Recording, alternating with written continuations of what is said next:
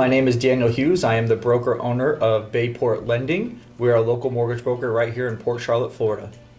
And I am TJ Hughes, loan officer with BayPort Lending. Baseball.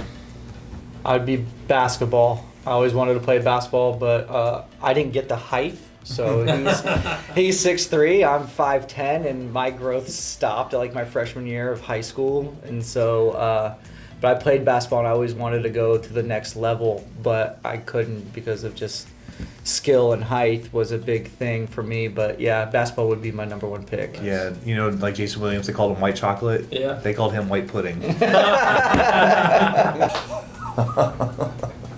funniest, or it's funny, but you're talking about the boomerang incident. That's funny, but it was the what incident? The boomerang incident. The boomerang. Yeah, incident. so it was funny, but it was like Horrific at the same time. Yeah, it was funny but serious. On my expense.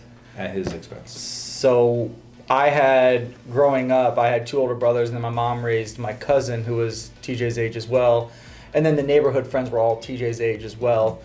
And I was the youngest, so we're 7 years apart. And anyways, they had a wooden boomerang, and they were throwing it, and me being the younger child, I did not know that it came back.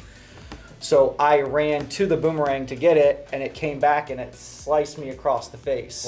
And it clotheslined him too. It took me off my feet, and it probably should have been in a movie, but it was cut me all the way under here. So you see it happen, you kind of like, ooh, you know, you're laughing like, oh no, but then when you see the aftermath of it though, you're like, oh, okay, that's serious. Like, okay, mom's yelling at you, we need stitches. He had to carry me in. Yeah, it was a pretty good gash. Like, it barely missed his eye. They had a name for the story called the boomerang incident. I was like, all right. Yeah. It was pretty. So that was probably one, and then, man. What about for him?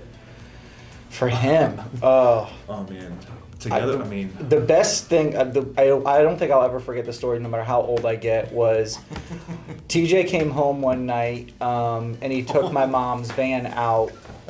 He was probably 18 or 19 at the time. This is embarrassing, yeah. And he was coming back late. I don't know where he was coming from, somewhere in Sarasota or something, I don't know where. But anyways, TJ had wrecked my mom's van. Went on a date with a girl to the movies. And he hit a sign. It was like a 10 o'clock showing. And he drove home, and my mom woke up, and all you hear is, we had a 2-story house, you hear her yell upstairs, TJ, what the...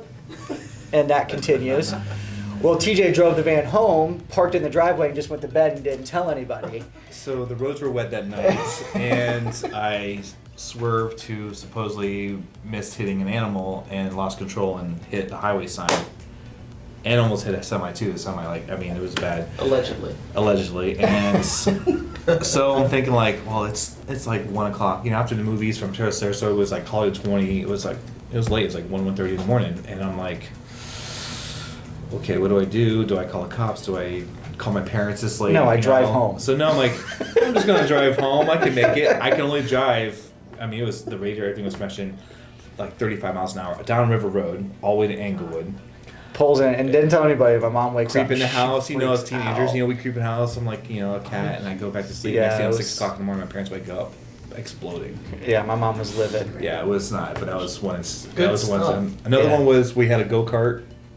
And I wrecked it into the side of the house? Into the side of the garage. Because the brakes don't put this guy behind the wheel. Yeah. Yeah. No, I haven't wrecked my regular car. Not my personal, somebody else's car. It's always been somebody else's. Right? I was the only one who didn't wreck a vehicle with my parents, but I did wreck the jet ski into a park boat. Yes. So that was a little interesting. And you guys are sounding more and more like clumsy, almost. Yeah, careless, I guess. Young. Yeah, we get a little... dumb, overzealous. And, yeah. Nothing with gasoline in it. Nothing, no. Yeah, we were good there. What I mean. Okay. Hold on. I gotta really think. There's so many things. Being a car, you drive. Don't be his car. No, don't be. But a car, you're able to drive so many places. I'd probably be a car or something where you still get to see a lot. You Airplane. Well, airplane, you can't see.